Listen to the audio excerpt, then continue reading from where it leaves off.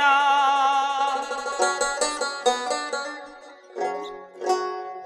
নামাজ আমি পড়তে পারলাম না, দারুন খান্নাসের দাহাই নামাজ আমার হইল না আদায়।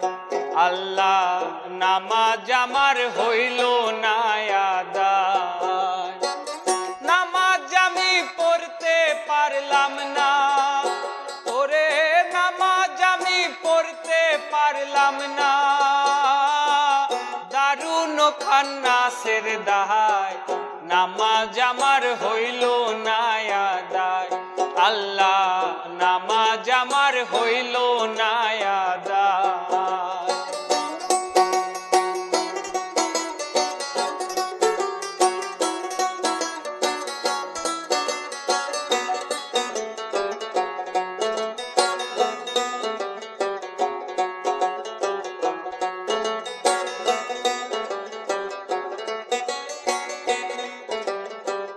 ফজরের নামাজের কালে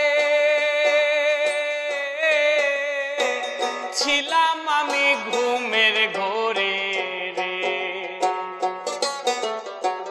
ফজরের নামাজের কালে ছিলাম আমি ঘুমের ঘোরে রে, জোহর গেল আইতে যাইতে, ওরে জোহর গেল আইতে যাইতে, আসর গেল কামের দাহাই নামাজ আমার হইল না আদায়। আল্লাহ নামাজ আমার হইল না আদায়।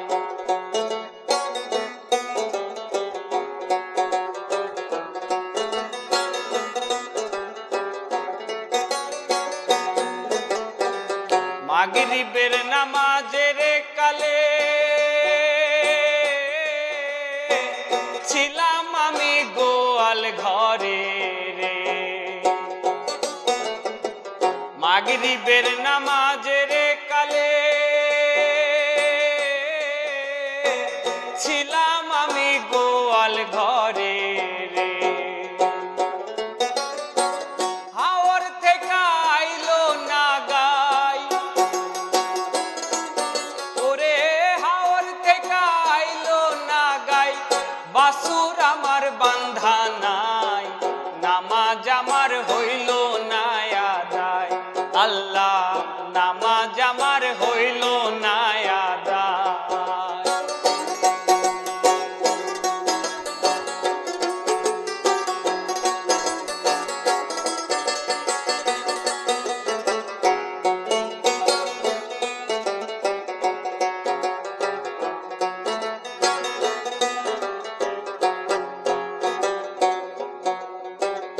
এশারো নামাজের কালে বিবি বলে চাল ফুরাইছে রে, এশারো নামাজের কালে বিবি বলে চাল ফুরাইছে রে, ওরে সাওয়াল মায়ার কান্দন শুই না, সাওয়াল মায়ার কান্দন শুই না, কান্দে পাগল দূরবীন সাই নামাজ আমার হইল না আদায়। আল্লাহ নামাজ আমার হইল না আদায়, নামাজ আমি পড়তে পারলাম না, ওরে নামাজ আমি পড়তে পারলাম না, দারুন খান্নাসের দাহাই নামাজ আমার হইল না আদায়। আল্লাহ নামাজ আমার হইল না আদায়। আল্লাহ নামাজ আমার হইল না আদায়।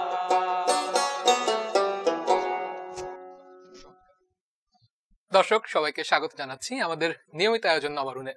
সংবাদ প্রকাশের এই আয়োজনে আমরা মূলত আলাপ করে থাকি এই সময়কার জনপ্রিয় এবং উঠতি বয়সী শিল্পী, তারকা এবং বিভিন্ন সেলিব্রিটিদের সঙ্গে। এবং আমাদের আজকের এই পর্বের অতিথি ফতেহ আলী খান আকাশ, আপনাকে সংবাদ প্রকাশের স্টুডিওতে স্বাগতম। ধন্যবাদ।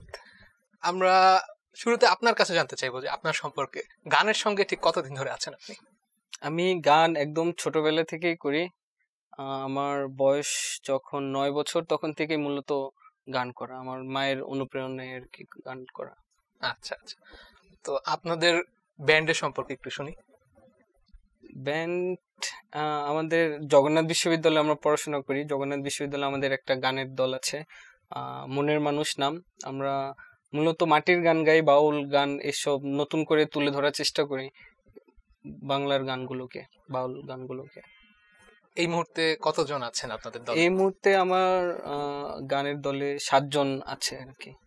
আচ্ছা আচ্ছা, আমরা সম্প্রতি বেশ কিছু ভিডিও দেখেছি যে সামাজিক মাধ্যমে আপনার ভাইরাল হয়েছে। তো সেখানে আমরা একটা গান শুনছিলাম আপনার কণ্ঠে, এবং সম্ভবত সেটা কোনো হাসপাতালে। এর পেছনের গল্পটা যদি বলতেন। আচ্ছা, এটা বেসরকারি একটা hospital, health and hope hospital. সেই হসপিটালের এমডি আর কি একটা আয়োজন করেছিল যে করোনার পেশেন্ট যারা আছেন, যারা রিকভারি ফেসে, মানে এতদিন ছিলেন, চিকিৎসাধীন ছিলেন, এখন সুস্থের পথে, কিন্তু তাদের অনেক দিন মানে এক ঘরে থাকতে থাকতে এক ধরনের মানসিকভাবে মানে ভেঙে পড়েছিল। এর জন্য বুস্ট আপ করে, মানে মনস্তাত্ত্বিক যে বুস্ট আপ, এটা করার জন্য তারা একটা আয়োজন করে যে একজন শিল্পী লাগবে, গিটার বাজিয়ে গান গাবে, এরকম রোগীদের গান শোনাবে এরকম। এখন ওই জায়গায় আমার এক পরিচিত ডাক্তার ছিল, আমার সাথে শেয়ার করলে আমি মানে চলে যাই আর কি গান শোনাইতে। আপনার অভিজ্ঞতাটা কেমন ছিল রোগীদের জন্য? এর আগে তো মনে হয় রোগীদের জন্য কখনো গান গাওয়া না, হসপিটালে কোভিড জোনের মধ্যে তো আসলে এসব মানে করা হয় না, কোনো হসপিটাল আয়োজন করে না, কিন্তু সে হসপিটাল করেছে। প্রথমে সব করোনার রোগী ছিল সামনে, মানে এক ধরনের ভয় লাগতেছিল, তারপরে এক ধরনের একটা সাহস চলে আসছে যে চিকিৎসকরা ছিলেন ওদিকে, নার্স, স্বাস্থ্যকর্মী, তারা সবাই যদি থাকতে পারে আমিও তো অবশ্যই পারবো। রোগীদের অনুভূতি কিরকম ছিল? হ্যাঁ, রোগীদের অনুভূতি অনেক ভালো ছিল। তারা আমার গান শুনে, মানে এতদিন এক ঘরের মধ্যে ছিল, এখন তারা মানে আমার গান শুনে কেউ মাথা নাড়িয়েছে, কেউ পা দুলিয়েছে, মানে একসাথে আমার সাথে সাথে গাওয়ার চেষ্টা করেছে। এটা মানে অনেক ভালো একটা পাওয়া, বড় একটা পাওয়া। আপনার সম্পর্কে একটু জানি তাহলে। আমরা জানি যে ফতেহ আলী খান খুব বিখ্যাত একটা নাম, তো আপনার এই নামের পেছনে কি বৈশিষ্ট্য বা কি ইতিহাস আছে?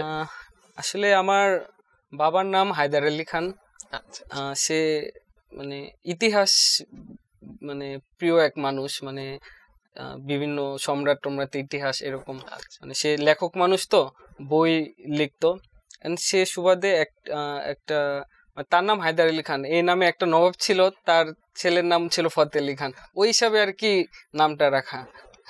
আচ্ছা আচ্ছা, আমাদের মনে হয় যে এই নামের পেছনে একটা গানের একটা ভূমিকাও থাকতে পারে, হয়তো এই নামের কারণে হয়তো এই পথে আসা, এরকম কিছু কি হয়েছে কখনো? এরকম আসলে চলার পথে পথে দেখি মানে অটোমেটিক মানে মিলে গেছে।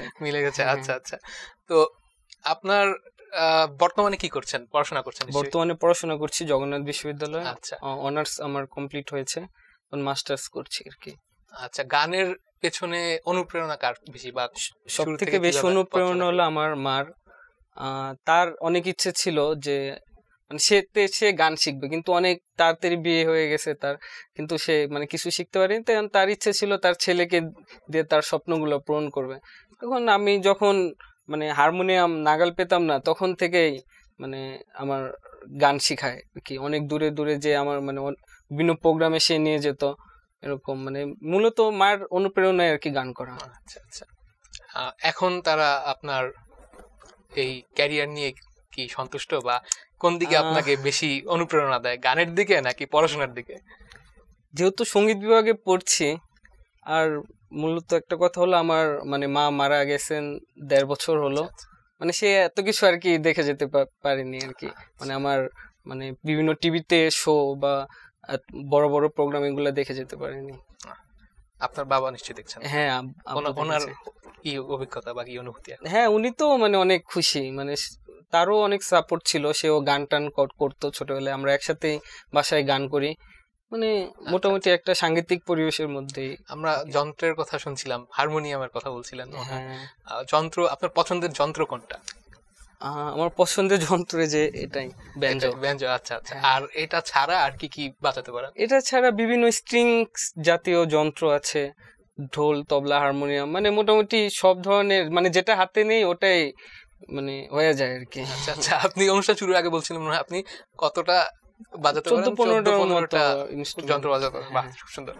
আচ্ছা, আমরা আবার আপনার ব্যান্ডের কথায় ফিরে আসি। মনের মানুষ আপনাদের ব্যান্ড। হ্যাঁ, তো আপনাদের এই মুহূর্তে কি কি পরিকল্পনা হাতে রয়েছে?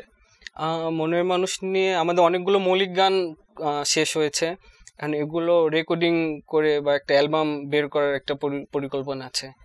আচ্ছা আচ্ছা। আর এখন তো মনে হয় বিশ্ববিদ্যালয় বন্ধ করোনার কারণে, তো গানে মনে হয় একটু বেশি সময় দিতে পারছেন নিজে ব্যক্তিগতভাবে? গান তো মানে বিশ্ববিদ্যালয় যখন খোলা ছিল তখনও গানে আপনার যেহেতু সঙ্গীত বিভাগ, গানে নিয়ে থাকতে হচ্ছে সবসময়, তো ব্যান্ডের অন্যান্য সদস্যরা কিভাবে যুক্ত হলো আপনার সঙ্গে? আমরা জগন্নাথ বিশ্ববিদ্যালয়ে আড্ডা দিতে দিতে আর কি, আড্ডার ছলে একটা গানের দল করা, তারপর এক এক করে মানে সবাই আসলো, গিটারিস্ট আসলো, তারপর ভায়োলিন বাদক বা খমক বাদক, এক করে সবাই আর কি অ্যাড হলো আমাদের সাথে। এই যে মনের মানুষ নামটা কিভাবে আসলো? মনের মানুষ মানে আমাদের ব্যান্ডের নাম তো মনের মানুষ। এখন যেহেতু আমরা বাউল গান করি, মানুষের মনের গান করি, মানে ওইভাবে একটা মানুষের মনের সাথে কানেক্টেড হওয়ার জন্য আর কি, এই আর কি নাম মনের মানুষ। বাহ, খুব সুন্দর। আচ্ছা, আপনাদের ভবিষ্যতে কি কোনো অ্যালবাম করার ইচ্ছা আছে? হ্যাঁ হ্যাঁ, অবশ্যই আছে। আচ্ছা আচ্ছা। তো এখন বর্তমানে কি কোনো শো করছেন কোথাও, বা সামনে আমরা আবার কোথাও দেখতে পাবো কি? হ্যাঁ, অবশ্যই বিভিন্ন জায়গা থেকে মানে বলছে, এবং সামনে মানে প্রোগ্রাম হবে অনেক। আচ্ছা, আমরা শুনেছি যে ক্যাম্পাসে আপনাদের খুব জনপ্রিয়তা, তো নিজের ক্যাম্পাসে গান গাওয়ার অভিজ্ঞতা বা কোনো মজার কোনো অভিজ্ঞতা কি আছে? আমরা মানে প্রায় যেদিন ফ্রি থাকি, মানে কোনো কাজ না থাকি, সেদিন ক্যাম্পাসে চলে যাই আমার সাথে, মানে ঢোল তবলা সবকিছু নিয়ে ক্যাম্পাসে যাই আর কি, আড্ডা দিই, গান করি, প্র্যাকটিস করি। মূলত আমাদের প্র্যাকটিসটাই করি আমরা জগন্নাথ বিশ্ববিদ্যালয়ে, আমাদের ক্যাম্পাসের মধ্যেই প্র্যাকটিস করি সবাই মিলে। আচ্ছা, কোনো মজার কি কোনো অভিজ্ঞতা হয়েছে কখনো ক্যাম্পাসে গান গাইতে গিয়ে সবার একসঙ্গে? বা হ্যাঁ, এটা অনেক রকমের অভিজ্ঞতা আছে, মানে কারণ মানে আমাদের সবাই শুনতে আসে গান, কাউকে আমরা মানে সেই 4 ব্যাচ সিনিয়র হোক বা 4 ব্যাচ জুনিয়র হোক, সবাই মানে গান টান শুনতে আসে, সবাই মানে মজা টজা করে, ভালোই লাগে। তো এমনকি আমাদের বিশ্ববিদ্যালয়ের যে প্রশাসন, তারাও পছন্দ করে আর কি আমাদের গান। আচ্ছা, বিশ্ববিদ্যালয়ে কি গানের জন্য কোনো স্যাররা বেশি মার্কস দেয়? কখনো এরকম হয় না? আচ্ছা, তো গানের বিষয়ে আলাপ করছিলাম আপনার, তাহলে আপনার ক্যারিয়ার নিয়ে একটু আলাপ করি। আপনার ভবিষ্যতের ক্যারিয়ার ভাবনা কি? গান নিয়ে থাকতে চান? হ্যাঁ, যেহেতু সঙ্গীত নিয়ে পড়াশোনা করছি, সঙ্গীত তো আমার একদম মানে রক্তে মিশে গেছে, তো চেষ্টা করব মানে গান নিয়েই কিছু একটা করার। আচ্ছা, আমরা অনেক আলাপ করলাম, প্রায় অনুষ্ঠানের শেষ পর্যায়ে চলে এসেছি বলতে গেলে। আমরা একটি গান দিয়ে শেষ করি না হয়? হ্যাঁ, কোন গানটা শুনবো? আমি আমার নিজের লেখা একটা গান করি, পাগল পাগল সবাই পাগল, আসল পাগল কোন জানা, এই গানটার টাইটেল। শোনা যাক।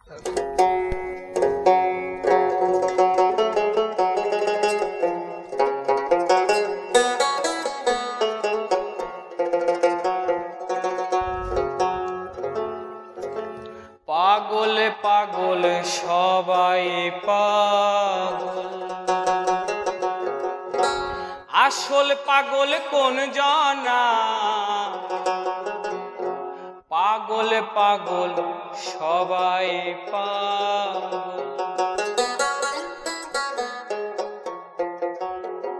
পাগল পাগল সবাই পাগল, আসল পাগল কোন জানা, পাগল পাগল সবাই পাগল, ভাবের পাগল কোন জানা, পাগল পাগল সবাই পাগল।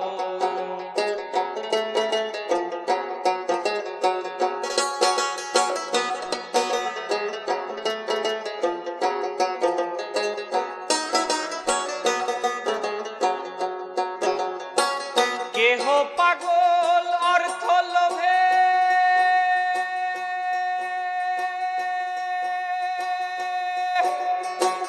কেহ পাগল তার স্বভাবে, কেহ পাগল অর্থ লোভে,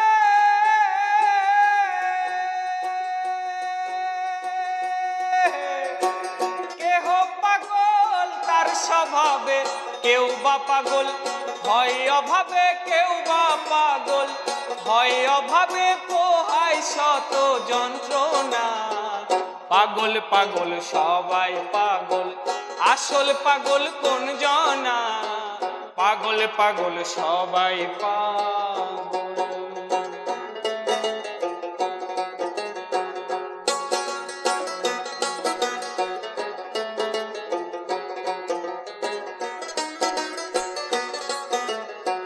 কেহ পাগল রঙ্গ রসে,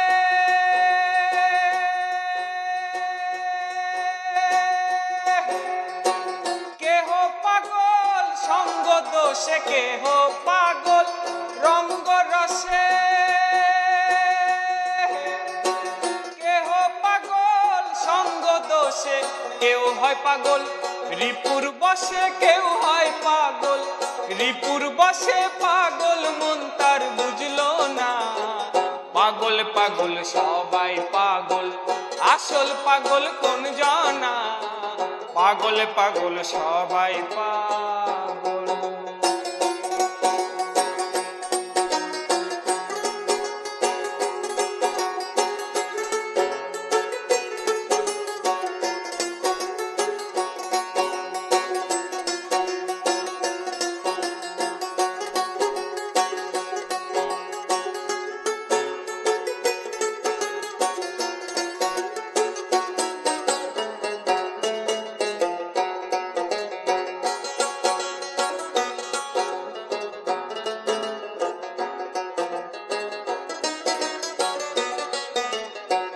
মনে ভাবি পাগল হব,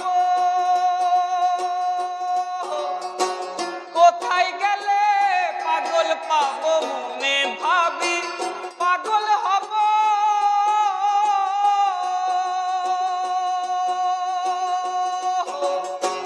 কোথায় গেলে পাগল পাবো? হতে আলি কাইন্দা বলি, ভতে আলি কাইন্দা বলি, ভবের পাগল মিলল না। পাগল পাগল সবাই পাগল, আসল পাগল কোন জনা? পাগল পাগল সবাই পাগল, ভাবের পাগল কোন জনা? পাগল পাগল পাগল পাগল পাগল পাগল সবাই পাগল। বাহ, সুন্দর। আপনার লেখা এবং সুর করা গান, তাই তো? গান থেকে একটা প্রশ্ন করি, শেষ প্রশ্ন। আপনার পাগল এখনো মিললো না বলছেন, যে আপনার মনের মানুষ কি এখনো মিলেছে নাকি তার খোঁজে আছেন? না, এখনো মিলেনি। আচ্ছা আচ্ছা, আমরা দর্শকদের খোঁজে কাছেও আছি। বলে রাখি, আপনাদের যদি এরকম পাগল মিলে থাকে আমাদের জানাতে পারেন, কিন্তু আমাদের কমেন্ট বক্সে জানাবেন যে ফতে আলী খান আকাশের জন্য কোনো পাগল আপনাদের পরিচিত আছে কিনা। আচ্ছা, আমরা একেবারেই শেষ পর্যায়ে চলে এসেছি, বিদায় নিতে হচ্ছে। তার আগে দর্শকদের জন্য যদি কিছু বলতে চান। সবাই ভালো থাকবেন, সুস্থ থাকবেন, এই সংবাদ প্রকাশের সাথে থাকবেন, আমাদের মনের মানুষের সাথে থাকবেন, মাস্ক ছাড়া কোথাও বের হবেন না, এবং বেশি করে বাংলা গান শুনবেন। ধন্যবাদ। আপনাকে অনেক ধন্যবাদ ধন্যবাদ। সংবাদ প্রকাশের স্টুডিওতে আসার জন্য আপনাকেও এবং আমাদের ধন্যবাদ। সময় দেওয়ার জন্য। আপনাকেও ধন্যবাদ। আমাদের শেষ করতে হচ্ছে। দর্শক, আপনারা আমাদের সঙ্গেই থাকবেন। আবার নতুন কোনো আয়োজন নিয়ে আমরা ফিরে আসবো, নতুন কোনো অতিথির সঙ্গে। সেই পর্যন্ত সবাই ভালো থাকবেন, সুস্থ থাকবেন। আল্লাহ হাফিজ।